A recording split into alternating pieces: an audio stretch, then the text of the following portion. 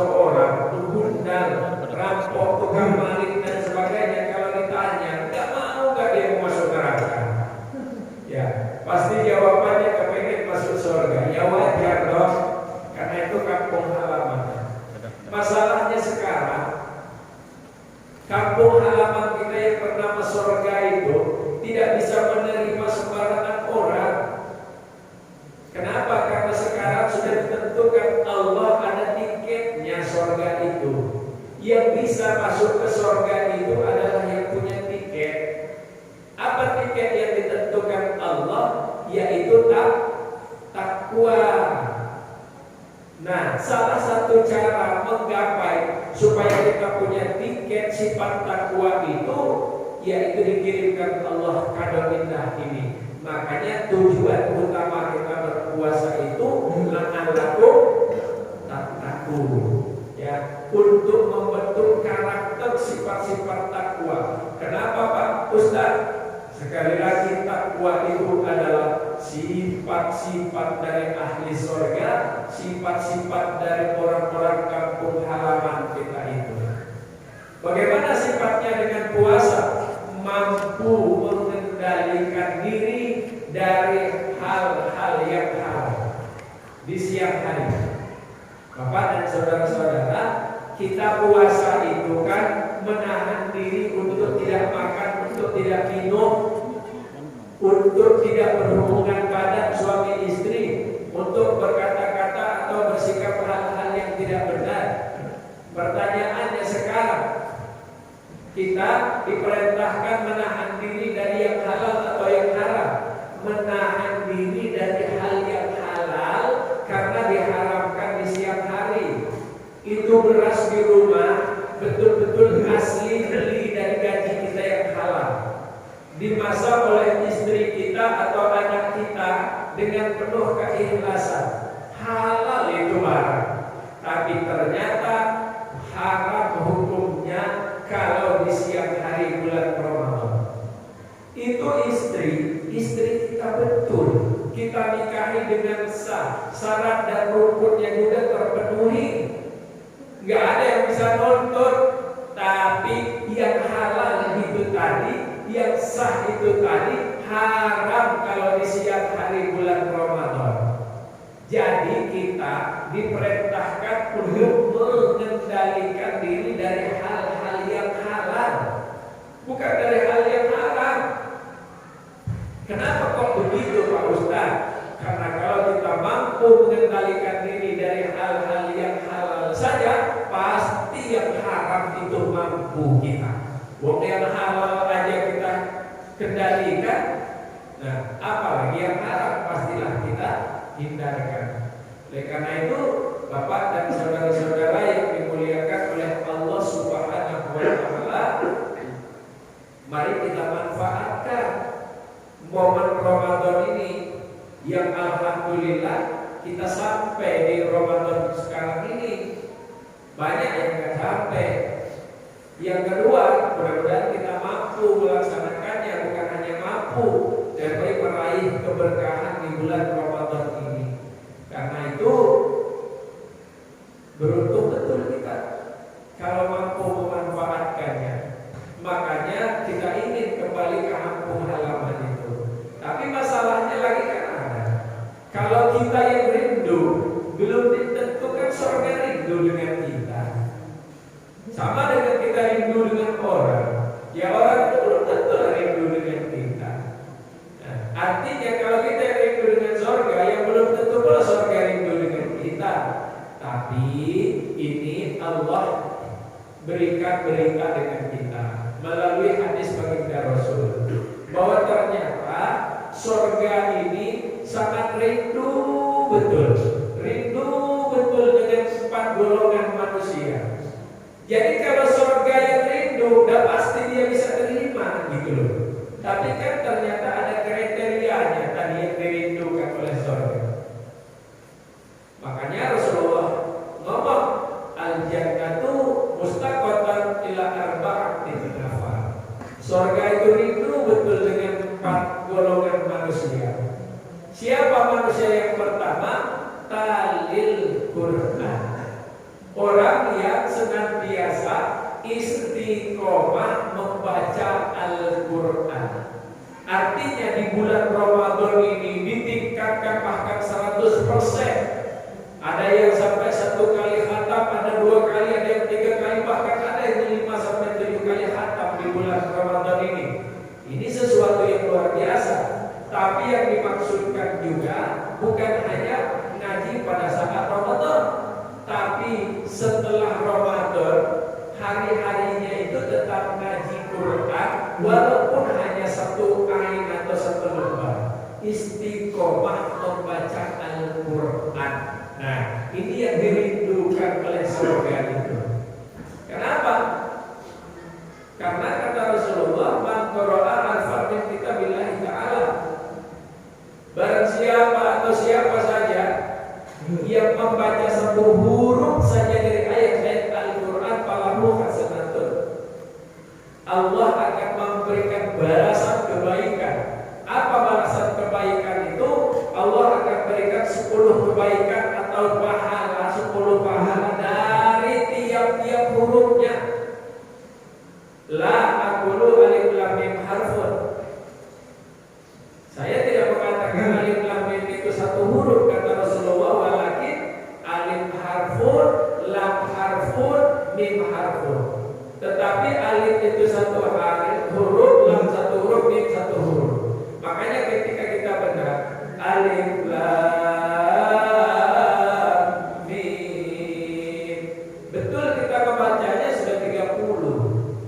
Makanya gak ada ceritanya berdosa kita baca Quran kalau memang niatnya lurus dalam keadaan bersih dan sebagainya.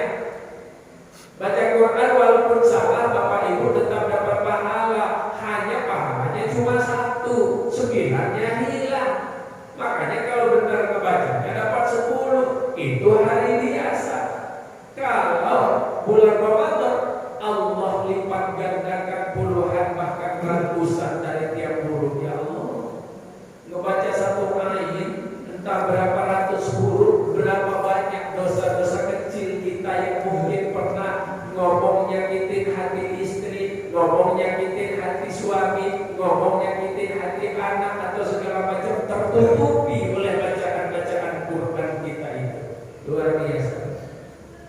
Makanya saking pentingnya baca Quran ini, ada ceritanya begini Bapak Ibu. Rasulullah ini mau menuju ke 1 tempat, kemudian berjalan dengan para sahabat. Pas lewat di satu tempat juga, Rasulullah langsung ngajak sahabat-sahabat itu, cepat. Maksudnya jalan lari kecil-kecil agak dipercepat gitu jalannya. Pulang, kebetulan lewat situ lagi.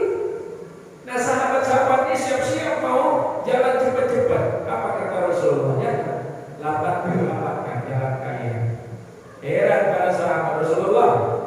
Tadi kita berangkat disuruh kami jalan cepat-cepat pas ke tempat itu. Tadi pas siap-siap kami jalan cepat-cepat disuruh lambat-lambat. Ada apa? Apa kata Rasulullah?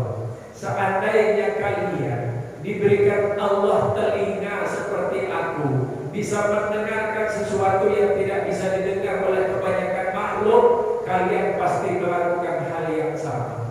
Kenapa Rasulullah? Saat kita lewat tadi, jelas betul mendengar ada pasangan suami istri orang tua yang tengah menangis pilu, menjerit minta tolong karena saat itu mereka berdua lagi tengah kena siksa kubur oleh Allah. Pilu gak sanggup aku mendengarnya, gak tega. Makanya aku suruh cepat-cepat supaya cepat hilang dari pendengaranku. Tapi ketika kita pulang tadi, pas lewat di situ, jelas betul aku dengar mereka berdua lagi berbahagia, bercengkrama, bersukacita, tertawa dan sebagainya. Loh, kok bisa Rasulullah? Iya kata Rasulullah. Kenapa? Kalian mau tahu gak sebabnya? Ternyata mereka berdua dihindarkan Allah dari azab kubur itu disebabkan anaknya di rumah sedang mengaji dan membaca Al-Quran, membenarkan bacaannya. Allahu Akbar. Hanya karena anaknya sedang ngaji, membenarkan belajar Al-Quran dengan benar, orang tuanya dihindarkan Allah dari azab azab kubur. Siapa yang nggak mau? Ya Allah. Kita juga begitu, insya Allah.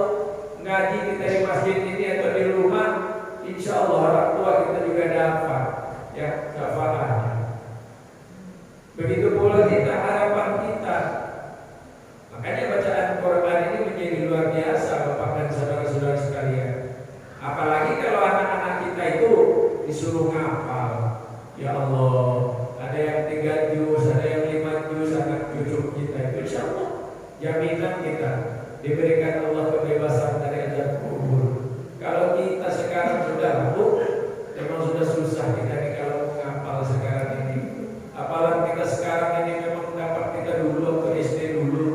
Kalau sekarang ibu-ibu lebih hafal harga cabai, harga rantai, ya daripada menghafal. Kalau sekarang hafalan kita ini memang dari dulu hafalan kita. Makanya yang hafalnya spesialis kulhu sama Inna atau gagal kausar. Kata malaikat spesialis Bapak ini. Rupanya spesialis kulhu. Karena subuh kulhu, zuhur kulhu, asar kulhu, maghrib sampai isya kulhu, sholat tahajud kulhu lagi. Terus gimana Pak Ustaz? Sah ya salah sholatnya. Hanya cuma dapat pahala dan keberkahan dari surat Al-Ikhlas. Padahal masing-masing surat itu ada berkah, ada pahala masing-masing. Nah makanya kita dianjurkan kalau sholat itu berbeda antara bacaan rakaat pertama, rakaat kedua itu surat yang berbeda. Sunnah dianjurkan. Dan sebagian ulama menganjurkan agar suratnya itu berurutan. Maksudnya ini, rakaat pertama mana yang duluan Al-Ikhlas dengan Al-Falaq, ibu-ibu? Duluan Al-Ikhlas. Nah caranya di rakaat pertama itu Al-Ikhlas, rakaat kedua baru Al-Falaq. Nah makanya kan kita perlu belajar. Kita ini karena terbalik, Al-Falaqnya duluan, Al-Ikhlasnya belakangan. Makanya dianjurkan oleh ulama untuk bisa berurutan gitu. Kemudian yang kedua, siapa yang paling disenangi oleh dirindukan oleh surga? Walaupun ibul jinan, orang yang memberi makan, orang yang kelaparan, atau memberi sedekah, memberi infak kepada orang yang tidak mampu, bagi miskin, atau memberi makan orang yang berbuka puasa. Masya Allah, sangat-sangat dirindukan oleh surga. Kenapa Bapak Ibu sekalian? Sedekah ini, infak kita ini seperti kita makan sama BAB atau buang air kecil. Pertanyaannya Bu, kalau kita makan teratur, minum teratur, kalau kemudian buang air besar, buang air kecil juga teratur, sehat nggak badannya? Pasti sehat. Tapi makan terus, minum terus, jarang buang air besar, buang air kecil, penyakit itu nanti akhirnya. Begitu pula kita cari rezeki. Kalau kita cari rezeki, cari duit, kemudian kita keluarkan juga infak sedekahnya, sehat dan nanti rezekinya pasti berkah. Tapi cari rezeki terus, jarang dikeluarkan, apa kata Allah? Tunggu, rezeki kalian itu sendiri yang akan jadi azab untuk kalian. Lazidannakum wa in kafartum inna azabi lasyadid. Contoh, kita cari rezeki terus, kumpulin duit terus, harta terus, mulai keluar pelitnya kita hitung-hitungan. Ada saudara datang, ada kawan datang, mungkin sebenarnya mau silaturahmi mendoakan kita, tapi karena memang kita penyakit dari harta kita itu mulai keluar. Waduh, kesini jangan-jangan mau pinjam duit ini, pinjam duit, curiga aja. Akhirnya darah tinggi, jantungan. Kata Allah, rezeki kalian sendiri yang akan jadi azab untuk kalian sendiri. Nah, makanya jangan takut-takut. Apalagi kalau kasih bukaan ke masjid, ya Allah. Kenapa kata Rasulullah, yang kasih bukaan orang yang berpuasa itu, maka dia akan mendapatkan pahala sama persis dengan yang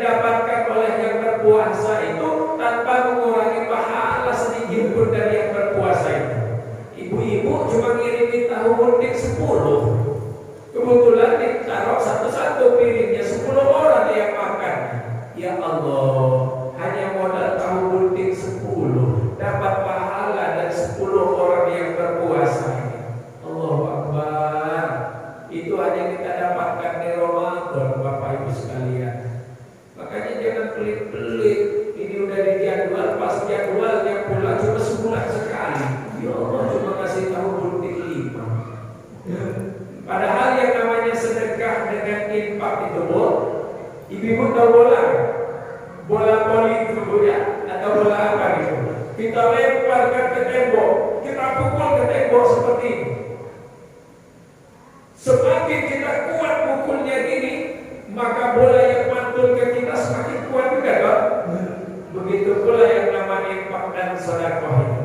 Semakin kita istiqomah, semakin kita yakin, kita keluarkan wa ma anfaqtum min syai'in fa huwa yukhlifuhu wa apa kata Allah? Apa saja yang kalian infak dan sedekahkan dari rezeki yang baik-baik, aku pasti menggantinya dengan rezeki yang jauh lebih baik lagi ketimbang apa yang kalian infak sedekahkan. Masya Allah. Apalagi ini Ramadan. Kemudian yang ketiga, siapa yang paling dirindukan oleh surga itu? Yang mampu wa'abizil lisan, mengendalikan lisannya untuk tidak berkata-kata yang tidak bermanfaat, untuk berkata-kata yang tidak menyinggung orang lain, untuk berkata-kata yang tidak menyakiti hati orang lain, untuk berkata-kata yang tidak mengecewakan orang lain. Mampu mengendalikan lisannya. Nah sekarang bukan lisan aja, ketambahan dengan sekarang perkembangan, mampu mengendalikan jarinya. Kenapa dengan jari? Karena kita suka buka HP, ada share-sharean kawan, padahal itu cuma fitnah, langsung kita terusin juga. Nah, dapat dosa kita sekalian. Makanya kata Rasulullah itu orang yang mampu mengendalikan lisannya. Itu. Terus siapa lagi? Yang dirindukan oleh surga, orang yang shaim, orang yang berpuasa di bulan Ramadan. Masalahnya ada. Kita puasa Ramadan itu ada salah satu doa Rasulullah ketika Rasulullah melaksanakan khutbah Idul Fitri. Ketika beliau berdiri, tiba-tiba langsung angkat tangannya, amin. 3 kali, amin. Selesai itu para sahabat nanya, Rasulullah, ada apa kok engkau ngomong amin 3 kali? Padahal kami tak mendengarkan suara apa-apa. Apa kata Rasulullah? Saat saya berdiri tadi, tiba-tiba malaikat Jibril berdoa. Bayangkan makhluk yang paling dekat betul dengan Allah berdoa, diaminkan oleh seorang kekasihnya, pasti doanya dikabulkan. Apa doa malaikat Jibril itu? Pertama, wahai Allah, jangan engkau ampunkan bahkan celaka seorang anak yang pernah hidup dengan orang tuanya, tapi dia tak mampu meraih surga dari orang tuanya itu. Amin. Rasulullah. Yang kedua, wahai Allah, celakalah jangan engkau ampunkan seorang hamba-Mu umatnya Muhammad yang umurnya sampai Ramadan, mereka juga bisa melaksanakan puasa Ramadan, tapi setelah Ramadan mereka tidak mendapatkan ampunan-Mu.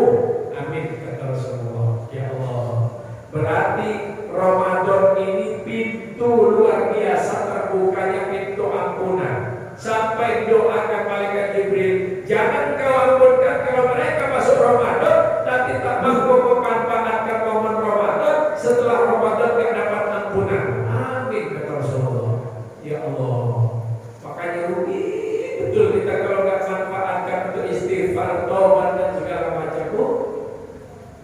Hanya 2 dosa yang tidak diampunkan Allah di bulan kita doa Ramadan ini. 1 dosa syirik, yang kedua dosa memutuskan tali silaturahmi.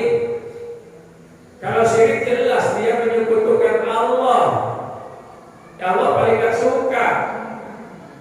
Yang kedua memutuskan tali silaturahmi.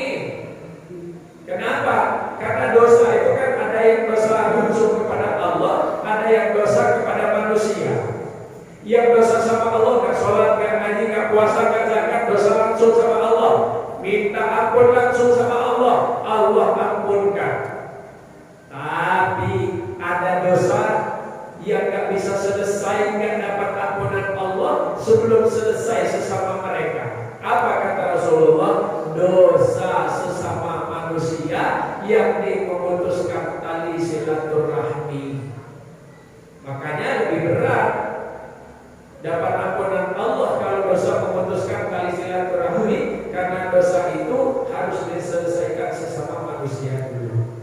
Nah, karenanya Bapak Ibu sekalian, insyaallah sebentar lagi, sekarang sudah 9, enggak lama lagi kita akan masuk di fase yang luar biasa. Di bulan-bulan lain enggak ada, hanya ada di bulan Ramadan. Ada namanya satu malam yang sangat istimewa, yang nilainya itu lebih dari 1000 bulan. Malam Lailatul Qadar hanya terjadi di Ramadan. Makanya kita berusaha. Kalau 1000 bulan itu kalau dibanding dihitung dengan 1 tahun berapa? 83 tahun, 5 atau 6 bulan. Berarti kalau sampai dapat malam Lailatul Qadar diampunkan Allah, sama saja kita beribadah selama 83 tahun, 6 bulan. Ya Allah, Masya Allah. Makanya orang itu senantiasa konsep. Habis itu nanti kita sempurnakan dengan zakat. Zakat itu ada 2, ada zakat fitrah dan ada zakat mal. Kalau zakat fitrah ini wajib hukumnya harus diselesaikan mulai dari kita puasa Ramadan sampai menjelang kita melaksanakan sholat Idul Fitri. Nah, kalau zakat mal ini boleh dikeluarkan walaupun tidak bulan Ramadan. Terima kasih Bapak dan Ibu sekalian. Itu saja yang dapat saya sampaikan. Ada yang mau bertanya? Kalau yang mau bertanya boleh. Enggak mesti yang saya ceramahkan tadi. Kalau ada hal lain yang mau ditanyakan, ya kalau nggak ada kita cukupkan. Silakan, Ibu ya, Bapak-bapak. Assalamualaikum warahmatullahi wabarakatuh. Assalamualaikum. Yang dimaksud memutuskan silaturahmi itu apa dari keluarga kandung atau sesama muslim? Terima kasih Pak Sayyid. Iya, terima kasih. Yang dimaksudkan memutuskan tali silaturahmi itu hubungan sesama manusia. Hubungan yang paling dekat itu pasti anak dengan orang tua. Yang kedua, saudara dengan saudara, saudara kandung dengan saudara kandung. Kemudian dengan keluarga terdekat. Kemudian kepada satu komunitas. Artinya komunitas sama seperti kita, jamaah Babu Salam gitu loh. Nah, yang rawan betul dengan salah, rawan betul dengan dosa, pasti satu komunitas. Enggak mungkin kan bapak-bapak membuat dosa dengan yang maha saja al-barakahnya kebanyakan itu. Kenapa? Karena memang enggak pernah ketemu. Yang paling rawan dengan dosa itu pasti yang sering bertemu. Nah, makanya yang dimaksudkan dengan memutuskan tali silaturahmi, hubungan yang kuat itu pertama antara orang tua dengan anak, yang kedua saudara kandung dengan saudara kandung, kemudian saudara dekat seperti ipar dan segala macam, atau saudara yang sudah mulai agak jauh, kemudian dengan komunitas dan juga dengan komunitas kajian dan sebagainya yang memang kita berhubungan. Nah, berhubungan. Makanya jangan terbalik. Kita yang kadang lebaran jadi aneh. Udah salaman ke tetangga kiri kanan segala macam. Suami istri belum apa-apa. Mestinya suami istri dulu dong. Karena yang paling rawan dengan dosa itu ya suami istri. Anak dengan orang tua gitu loh. Nah, itu yang paling rawan. Ini udah kemana-mana salamannya. Suami istri belum. Padahal memang yang paling rawan dengan dosa itu adalah yang paling dekat dan paling sering bercengkrama. Nah, gitu. Nah, jadi Allah enggak betul. Makanya luar biasa Pak. Seabrek-abrek ibadah kita di bulan Ramadan ini pasti balas pahala oleh Allah. Masalahnya pahala yang segitu banyaknya itu tergantung, belum bisa kita manfaatkan karena kita masih memutuskan tali silaturahmi. Makanya selesaikan dulu itu hubungan dengan manusia. Berat itu Bapak Ibu sekalian ya. Nah itu makanya kata Rasulullah, nanti itu kan ada golongan orang yang muflis gitu.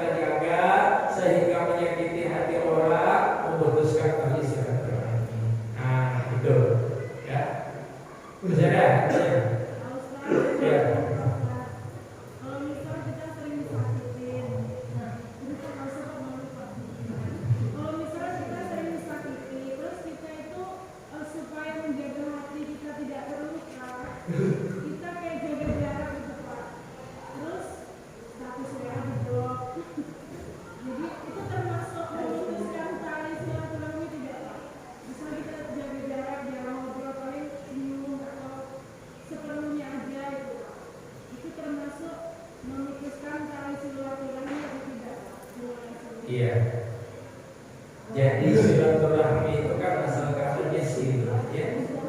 Sila itu artinya hubungan yang kuat. Nah, masalahnya sekarang gimana sih? Yang namanya dimaksudkan memutuskan tali silaturahmi itu, pertama, memang antara hati dan pikiran itu tidak nyambung. Karena ada faktor kebencian, ada faktor sesuatu yang memang mengandung dosa. Ya. Yang kedua, memang tidak melakukan komunikasi sama sekali, gitu loh. Karena apa? Karena faktor kebencian juga segala macam. Ada kita tidak bersilaturahmi bukan karena benci, tapi karena memang batas waktu, batas jarak dan sebagainya, gitu. Tapi yang dimaksudkan itu adalah memang betul-betul tidak menyambungkan hati dan pikiran karena penuh dengan kebencian, penuh dengan sesuatu yang tidak disenangi. Nah, contoh gimana kalau umpama sekarang karena daripada buat dosa, gitu loh, saudara, diblokir aja lah. Nah, kira-kira kalau diblokir begitu tersinggung gak yang di sana, gitu ya? Tersinggung gak ya yang di sana? Kecuali kalau kita sudah ngomong, gitu loh. Maaf ya bro, saya off dulu gitu HP-nya dari sini. Tapi kalau tiba-tiba diblokir saja, kepada Allah yang di sananya. Oh, ibu ini sombong benar, segala macam. Mulai ngomong macam-macam dia berbuat dosa lagi karena kita. Ini yang kita hindarkan itu, orang berdosa karena kita, gitu loh. Nah, makanya gimana jadi? Saya nggak mau. Nah, ibu-ibu ini kan kadang-kadang sangat terpengaruh dengan status orang, sangat terpengaruh dengan media massa. Orang itu di media massa itu karena statusnya itu, dia tulis sesuai dengan perasaan dan pikiran dia sendiri. Dia tulis, ibu-ibu baca, mulai tafsirannya keluar macam-macam, Bapak Ibu sekalian. Nah ini, itu yang nggak boleh itu. Makanya Bapak Ibu sekalian, jangan sampai mencantumkan status dan segala macam itu tentang perasaan sendiri atau lagi keadaan rumah tangga. Padahal dia cuma nulis, bukan rumah tangga dia, tapi asumsi orang itu loh macam-macam. Oh gitu rupanya rumah tangganya, rupanya segala ini segala macam.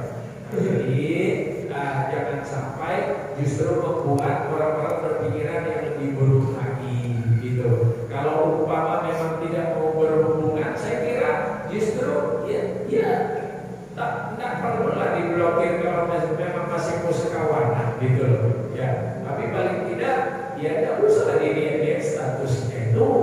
Yang kedua ada SMS apa tuh ya, yang nggak usah dibaca, lebih baik dia hapus, gitu loh. Ibu-ibu ini nggak suka tapi masih dilihat statusnya.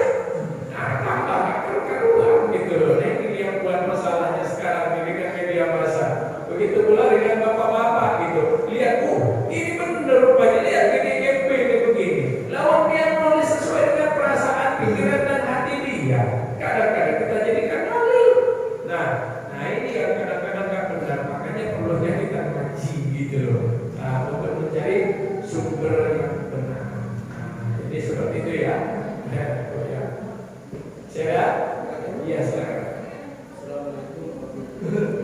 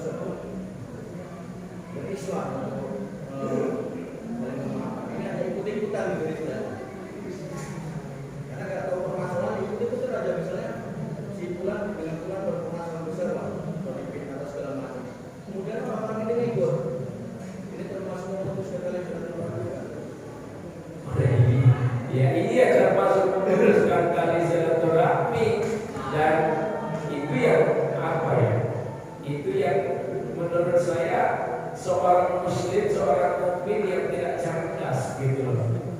Ya tidak cerdas. Kenapa Bapak dan saudara sekalian? Kenapa kita harus melibatkan dengan permasalahan orang? Kalau antara kita dengan yang bersangkutan saja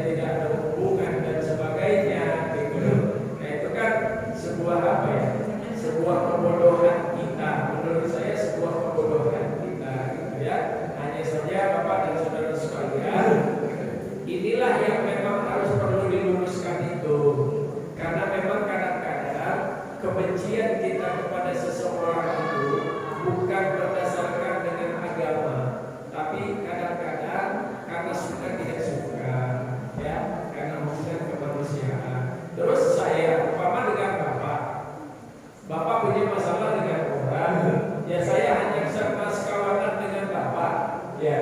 Bapak anu dengan si A, saya juga ikut dengan si A, kemudian ikut anu dengan si A. Dosa nggak Pak saya? Ya dosa. Dosa nggak? Atau sama dengan memutuskan tali silaturahmi. Nah jadi jangan sampai dosa keroyokan ya, gitu ya. Kalau pahala keroyokan gitu ya, jangan sampai dosa keroyokan gitu. Nah seperti itu ya. Nah, baik. Bapak Ibu sekalian, saya sudah cukup ya. Terima kasih Bapak dan Ibu sekalian. Kalau tidak ada kita berdoa bersama-sama. Mudah-mudahan Allah memberkahi dan meridai kita semua, dan Allah senantiasa membimbing kita untuk mampu menyempurnakan ibadah Ramadan kita ini. A'udzubillahi minasyaitonir rajim. Bismillahirrahmanirrahim. Alhamdulillahirabbil alamin. Hamdan yuwafi ni'mahu wa yukafi'u mazidah. Ya Rabbana lakal hamdu kama yanbaghi li jalali wajhikal karim wa 'azimi sultanik. Allahumma shalli ala sayyidina Muhammad wa ala ali sayyidina Muhammad. Ya Allah yang Maha menatap dan Maha mendengar, terima kasih ya Allah bahwa Engkau telah menyampaikan umur kami di Ramadan tahun ini. Oleh karena itu kami mohon ya Allah, berikan kami kesehatan lahir dan batin, sehingga kesehatan lahir dan batin itu mampu kami manfaatkan untuk senantiasa melaksanakan ibadah Ramadan dengan penuh keikhlasan dan kehusyuan ya Allah. Berikan kami kemampuan melaksanakannya, bukan hanya mampu melaksanakannya, tapi beri kami kemampuan dan kesempatan untuk meraih berkah dan ampunan-Mu di bulan Ramadan ini. Ya Allah, kami sangat sadar bahwa umur yang kami jalankan telah panjang ya Allah. Namun kami lupa seberapa banyak pahala dan dosa yang kami lakukan. Oleh karena itu ya Allah, andai lisan kami sering berkata salah, andai lisan kami sering menyakiti hati orang, ampunkan ya Allah. Jangan Engkau masukkan kami ke dalam neraka jahanam karena perkara lisan kami ya Allah. Andaikan hati kami sering berprasangka ya Allah, kami yakin prasangka itu bagian dari godaan setan yang terkutuk. Oleh karena itu ya Allah, kami mohon bersihkan hati dan pikiran kami di bulan Ramadan ini ya Allah. Ya Allah, betapa ingin kami untuk senantiasa dekat dengan-Mu, tapi kami tidak bisa terlepas dari kepentingan dunia kami ya Allah. Oleh karena itu di bulan Ramadan ini kami mohon ya Allah, berikan kami kemudahan, kelapangan dan kelancaran rezeki ya Allah. Kami mohon datangkan rezeki itu dari berbagai macam arah dan berbagai macam bentuk ya Allah. Berikan kami rezeki berupa rezeki yang banyak, halal, berkah dan bermanfaat. Dan juga kami mohon ya Allah, agar rezeki yang Engkau berikan itu berupa rezeki yang mampu menjadikan kami semakin taat dan semakin dekat kepada-Mu ya Allah. Berikan kami rezeki ya Allah, yang dengan rezeki itu mampu menjadikan rumah tangga kami semakin rukun ya Allah. Berikan kami rezeki ya Allah, yang rezeki itu mampu kami manfaatkan menjadikan anak keturunan kami soleh dan solehah ya Allah. Berikan kami rezeki ya Allah, berupa rezeki yang mampu kami pergunakan untuk berbagi kepada sesama ya Allah. Ya Allah, kami mohon pula ya Allah, ampunkan pula dosa dan kesalahan anak keturunan kami, karena mereka adalah masa depan kami ya Allah. Kami bekerja siang dan malam, kami bekerja bertempatan hanya untuk mereka sesungguhnya ya Allah. Oleh karena itu kami ingin mereka tumbuh dalam kesuburan dan kesolehan ya Allah. Kami ingin ya Allah, mereka senantiasa taat kepada-Mu dan berbakti kepada kami. Oleh karena itu kami titipkan anak-anak keturunan kami kepada-Mu ya Allah. Lindungi mereka saat ini dari segala macam pengaruh buruk pergaulan ya Allah, dari segala macam pengaruh buruk budaya saat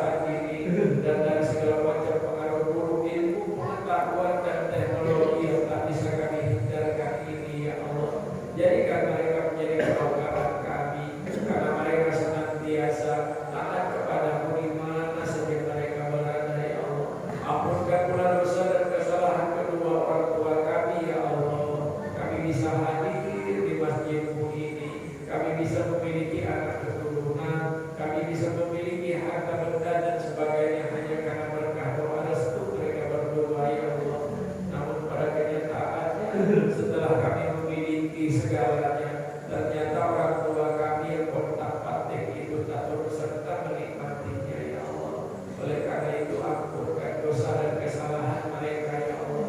Bagi mereka yang masih hidup, berikan orang tua kami kesehatan dan nikmati umur yang panjang ya Allah. Beri kami kesempatan untuk berbuat baik, berbakti dan meraih surga dari mereka. Dan bagi orang tua kami yang sudah meninggal ya Allah, ampunkan dosa dan kesalahan mereka selama hidup. Lapangkan kuburan mereka, datangkan haus surga ke dalam kuburan mereka, dan himpun mereka bersama dengan orang-orang yang Kau muliakan ya Allah. Syukur Ramadan sudah 9 hari sampai hari ini ya Allah. Bimbing kami dengan hidayah-Mu ya Allah. Jangan Engkau biarkan kami masuk